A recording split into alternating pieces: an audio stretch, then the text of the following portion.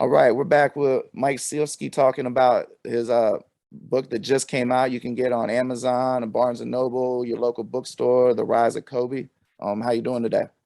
I'm doing great, Mark. Thanks for having me. So, I know I didn't say the full title, right? Is it Rise of Kobe? It's called The Rise, Kobe Bryant and the Pursuit of Immortality. Pursuit of Immortality. Well, he definitely achieved that. Before we get into anything, I don't know if you know who Michael Franzese is. He's like a mobster guy. And when I was doing dishes and a Vlad interview was on, and it turns to Michael Franzese, and this is like an hour ago, like an hour before we got on the air. And apparently Michael Franzese used to be so, I might be saying his name wrong, used to be so rich in the mafia, they had a helicopter. This interview is from 2016. I'm sitting there, I just watched a 11-minute clip on YouTube of Kobe's high school championship game. And at the end of this Michael Franzese interview, Vlad says, you had a helicopter at one time. And the guy's like, yeah, whatever. And Vlad's like, I've never heard of anybody that had a helicopter. And then Michael Franzese's like, oh, well, I think Kobe Bryant does. And then Vlad was like, man, if anybody needed one, it was him. And it was just so surreal, you know. Oh man. And then given that I'm about to talk to you and everything, like right when this book's about to be released. And I guess that's just a reminder that, going backwards, going forwards, that Kobe just made such an impact and just so many different ways.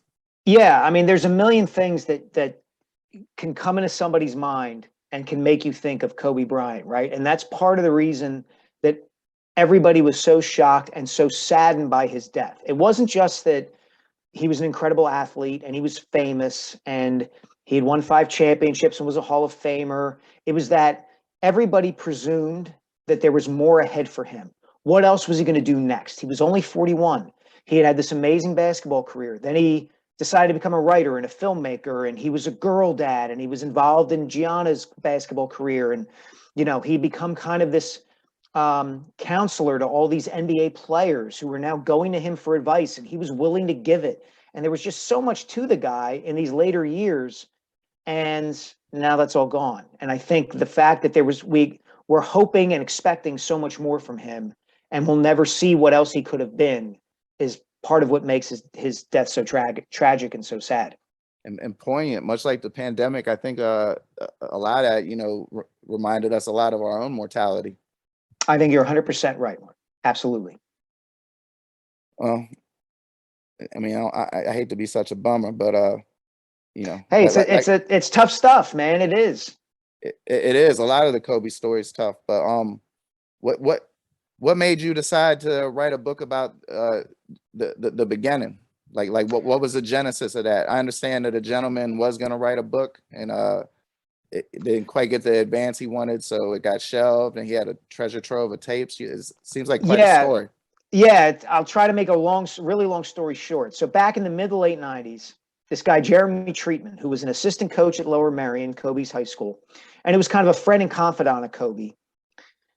They're going to collaborate on this book. It's going to be Kobe's kind of autobiography right as he's entering the NBA. Jeremy sits down with him for a bunch of interviews on these micro cassette tapes, and Jeremy transcribes some of the interviews, but not all of them.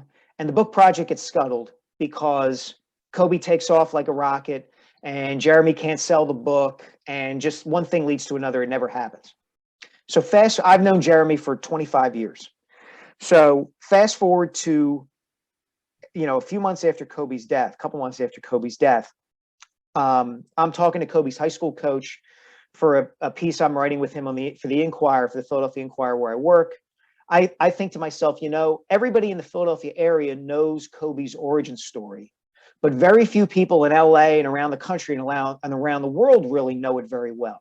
So I got the idea to try to write a book about just that, like to kind of do Batman Begins for the Black Mamba. Gotcha. And so I got Greg Downer, Kobe's high school coach, involved, and I got this guy, Jeremy Treatman, involved.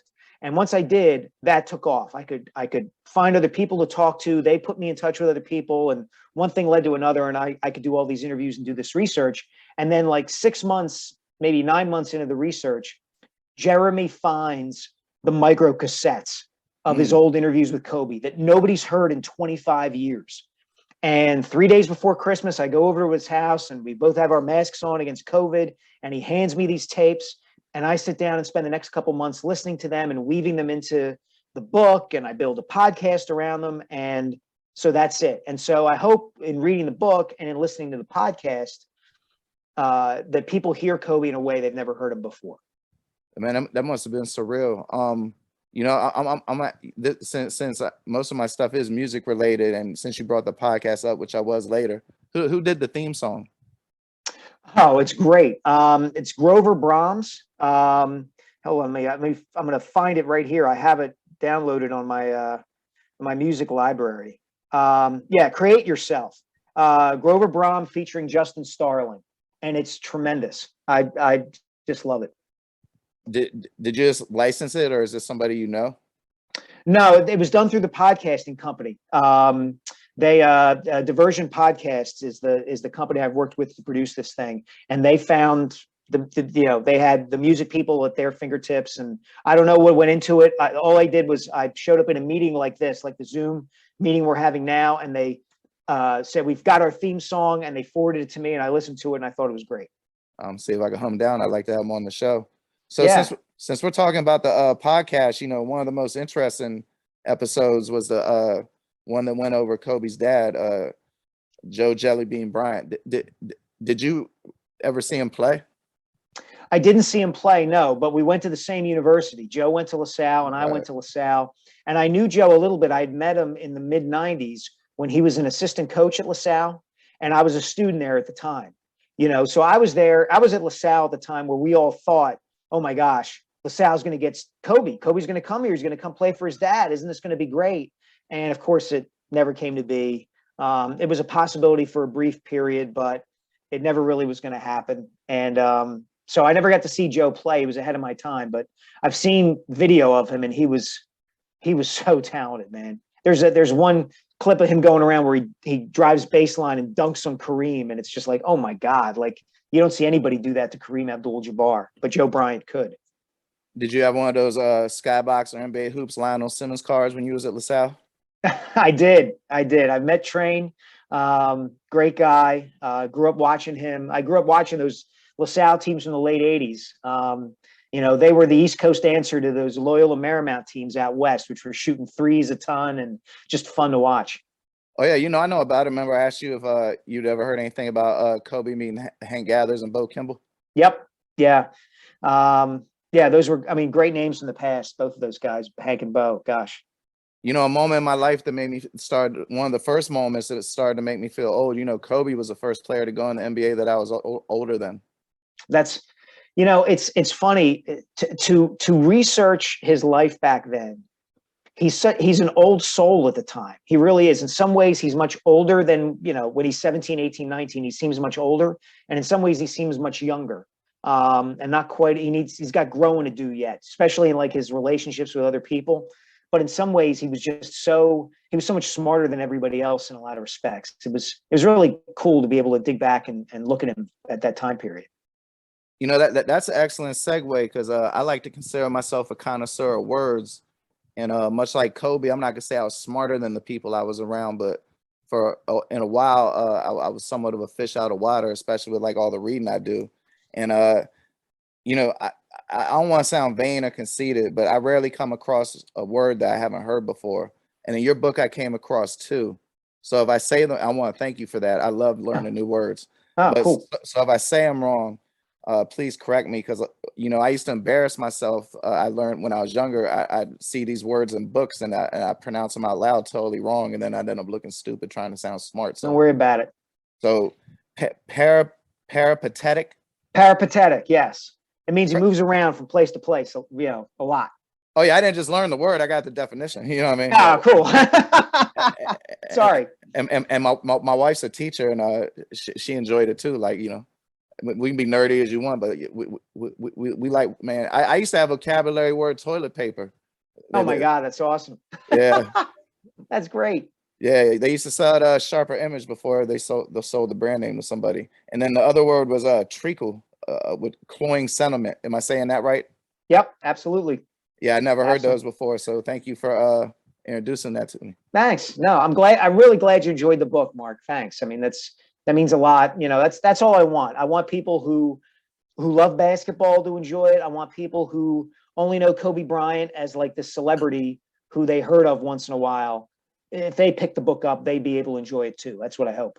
I think they'll enjoy it because you did a real good job with keeping it informative, but maintaining the narrative. Like you didn't do too much. Like I know sometimes in basketball books they do way too much explaining the history of the town and the area that you're gonna lose like a basketball fan. They don't want 70 Right. pages of the history of it, and then other things. The games that needed a lot of detail, put the right amount in, and the other games might only merited a paragraph or two. And I Yeah. wasn't there to totally judge the events, but it seems like you did a good job of.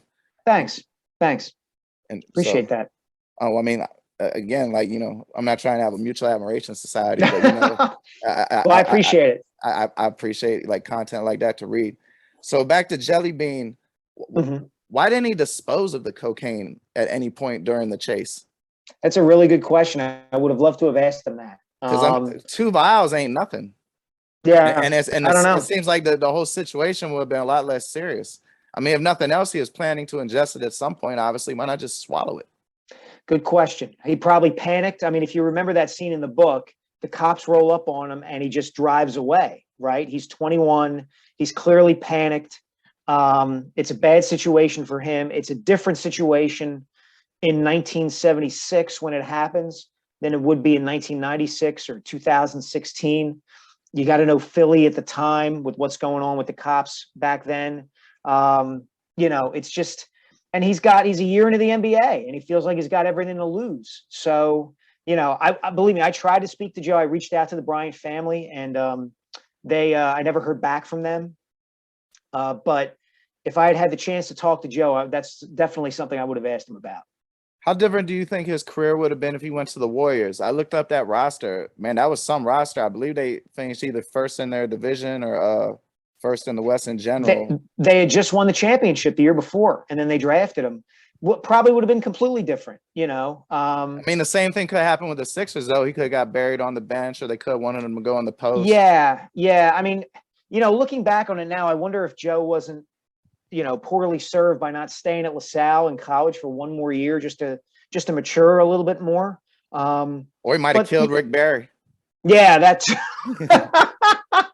that's true. But yeah, like he was kind of ahead of his time, right? Like they didn't know what to do with a guy like him. He's 6'9". He's kind of Magic-like before Magic rolls around, and in high school and college, they in the pros they want to put him in the post and play him down low, and he's not that kind of player. And it's just he was ahead of his time in a bad way, if that makes sense. Yeah, born too early. Yep, absolutely. All right, so I gave you all the compliments, so I do gotta give you one complaint about the book, but you might be able to redeem it for me. Okay. I almost had a panic attack when I saw John Nash's name in there as a longtime Wizards fan. I immediately started having like Mitch Richmond cold sweats and things of that nature. But from the way you spoke about him, and I was unaware of this, he's highly regarded in the Philadelphia basketball scene, huh? He is. He was the director of the Big Five for a while. Graduated from St. Joe's, and most of that comes from John's character, right? Like, you can say what you want about his record as an executive, but just in terms of dealing with him straight up as a person, I've never encountered anybody who, thought he was a bad guy or anything like that. And that scene late in the book where you're talking about how he's working with the Nets at the time, and the Nets have Calipari, and they're weighing whether to take Kobe, and Kobe and Arntelem got to kind of throw him a head fake to get him not to take Kobe so Kobe can end up with the Lakers. Like that to me was fascinating. Yeah. And so I just, it was cool for me to talk to John about that. He remembers that time really well. And so yeah, I mean, in terms of like who he is as a person, he's beyond reproach. In terms of his career as an executive, that's, we can debate that or discuss that another day. Yeah, definitely. Well, that's funny you say that. I'd like to close this out with a little bit of debate.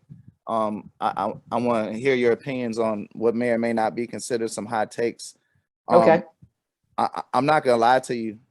While I truly respect and appreciate Kobe Bryant's greatness and enjoyed watching him play sometimes.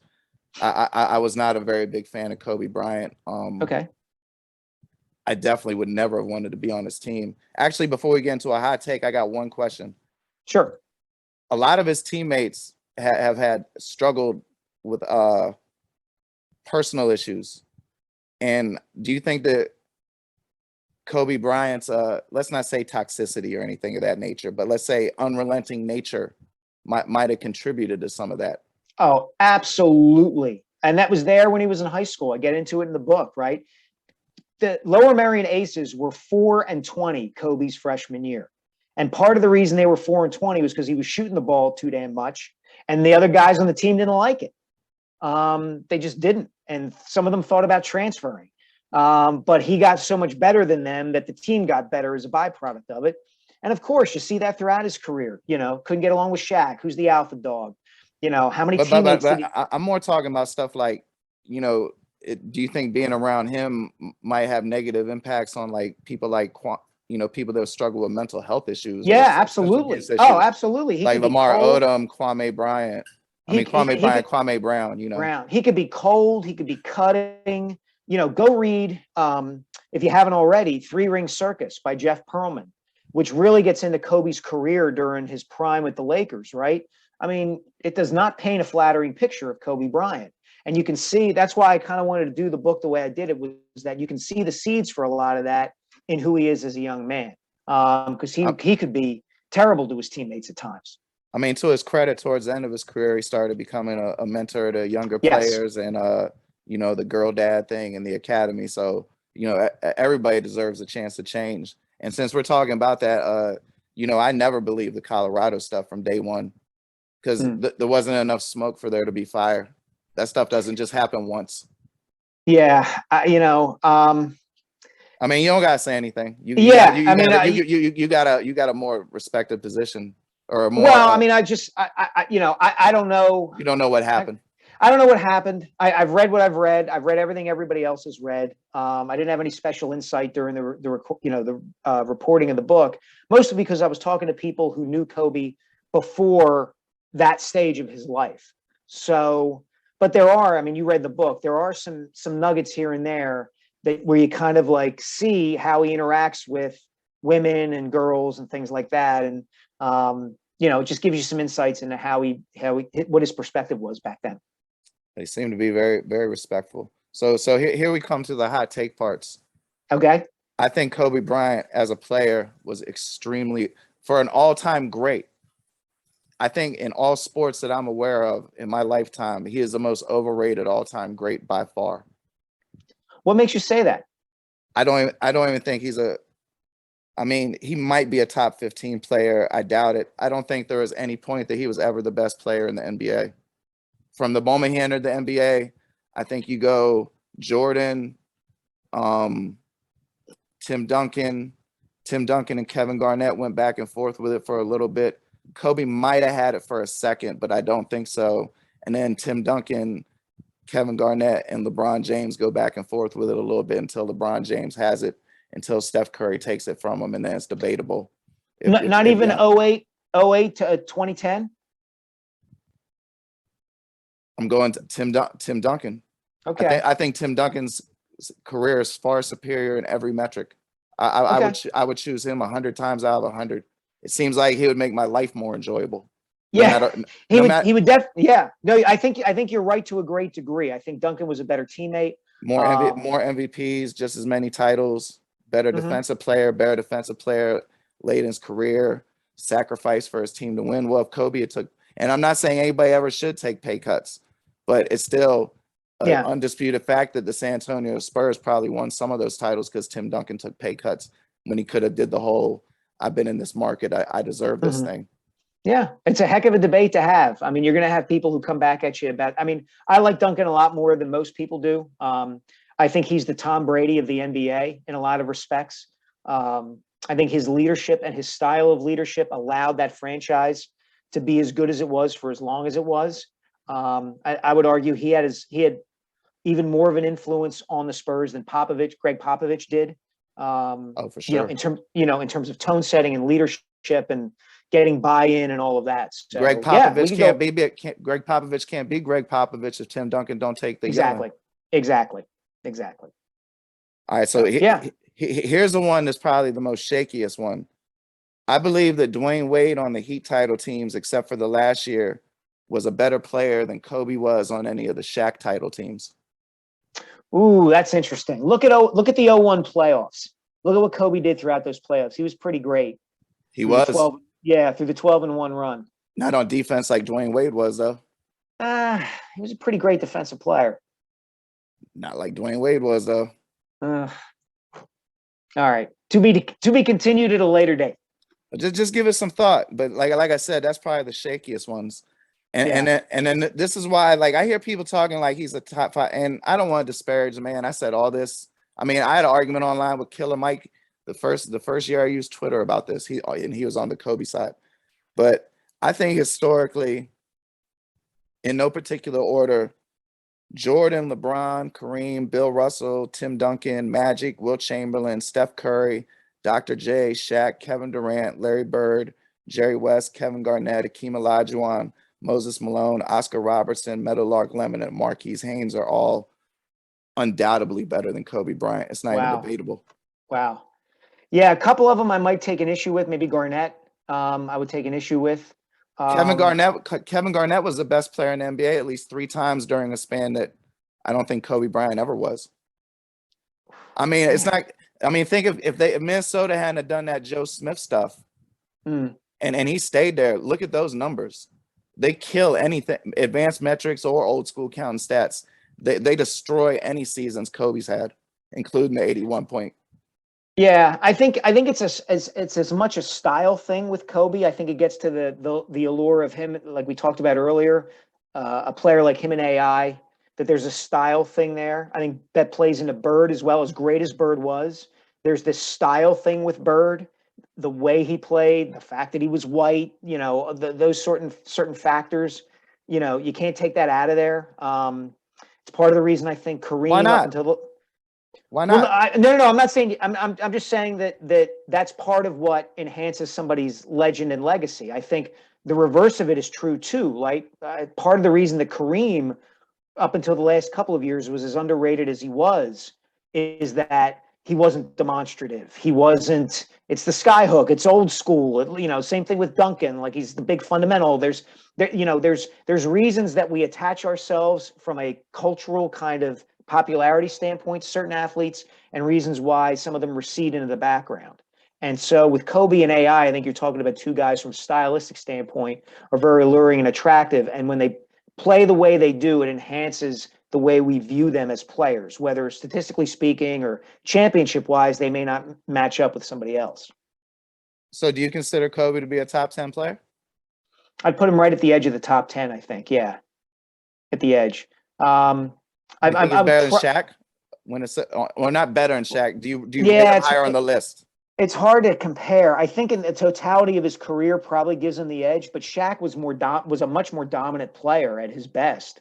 I mean, I covered that 01 finals. The guy the Sixers really could not stop was Shaquille O'Neal, and they had Dikembe Mutombo on that team, and it was just just get him the ball, and Mutombo's either going to foul him or he's going to get knocked over, and Shaq's going to dunk. And Shaquille O'Neal was the biggest difference between those 2 teams. I mean, and there's a difference between most dominant and most skilled, Yeah. Because right. Many of these players, like obviously Kobe has more skill than them. I mean, not none of the Globetrotters or Steph. What do you think about Steph Curry versus Kobe? Again, you want to talk about cultural impact and all that other stuff. Yeah, I mean, you're talking about a guy in Steph who changed the game in a way Kobe did not. You're talking about a guy who changed the style of play in the NBA and changed the way the young people play the game now too, right? Like in the same way that Dr. J and Michael Jordan made everybody want to fly, Steph made everybody want to shoot from 25 feet. Right. And so, that is a factor in his favor. Yeah. I mean, I could definitely see you ranking Steph ahead of Kobe. Yeah. I mean, a little less projection though. If it ended today, I wouldn't put Steph ahead of Kobe. Probably not, but a year from now, 2 years from now, 3 years from now, and again, it depends on what metric you're using. Are you using impact and influence on the sport? Are you using career longevity? Are you using career achievements? Are you using championships? Some kind of mixture of all of that. You know, that's what makes debates like this fun. Yeah, I definitely agree. I'd like to close with this. What's something that didn't make it to the book that you would have liked to seen in there? Because I know everybody gets their editor cut something. I've ghostwritten a few things in my day. I had a fair bit more about Joe and Pam Bryant in the early parts of the book, and that was trimmed. You know, I'd like that to see the light of day sometime, just because I think that's a really interesting aspect of Kobe's story, his upbringing, where he comes from, how that influenced him. You know, that's in the book, but, you know, if I'd had more time, you know, a couple of years to research and write it, you know, that would have been something that would have, I think, been in the final draft. I couldn't do it now. And besides, the book's better for it in the way that it reads faster and it doesn't get bogged down. But some of that stuff was really, really interesting. And Yeah. that's, you know. I'm kind of interested in finding out about, was it her brother or her cousin who went and played at Maryland with John Lucas? I was a family friend, Mo Howard. It was one of Joe's good friends in high school. And Mo ran the summertime sessions in the summer of 1995 when Kobe was scrimmaging with the Sixers and Jerry Stackhouse and all those college and NBA guys at St. Joe's University when they were playing pickup and all that. So yeah, Mo played in the backcourt with John Lucas at Maryland. Oh, yeah. Speaking about old school Maryland, in the book you said that Duke and Kentucky was something the greatest college basketball. Greatest college game ever. Yeah. What about Maryland and UCLA? Great. Was it Maryland and NC State or Maryland and UCLA? I'm talking about way back in the day when who was Maryland? Tom Burleson. See, I might be getting, you know, it's not. It was when you're thinking of Houston and UCLA, but it was at Cole Fieldhouse. That's why I'm getting it mixed up. Okay. Yeah, I mean, there were some great games in the late 60s and early 70s. The game of the Astrodome between Houston and UCLA. Or your Chris Jenkins game. I don't know. The Duke Kentucky game that's pretty freaking great. Well, you know, a lot of it's like, you know, like I'm too young to have been around Led Zeppelin in their heyday, and I love Led Zeppelin, but not the way my dad loves Led Zeppelin. Exactly. All right. Well, I mean, that seemed like, man, there's never a better place to end it with Led Zeppelin. So no, you got me, man. That's awesome. Yeah. So please, you play Kashmir as we go off this podcast. Man, I ain't Joe Rogan. I don't got a Spotify contract. You can do that when you go on one of them ringer shows. Okay, sounds good.